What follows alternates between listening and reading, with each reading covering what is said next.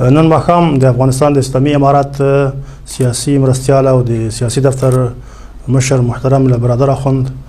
او د اسلامي امارات د مذاکراتي ټیم مشر محترم شیخ عبدالحکیم صاحب او ورسره هیئت او د امریکې د متحده ایالاتو د بهرنیو چارو وزیر مایک پامپیو او ورسره هیئت ترمنځ ملاقات وشو. په ملاقات کې د دواړو لورو تر مابین د شوې توافقنامې د اهمیت په اړه خبرې وشوې. همدارنګه د دواړو لورو لخوا نوموړې توافقنامې ته د ژمنتیا په اړه د توافقنامې ټولو مادو ته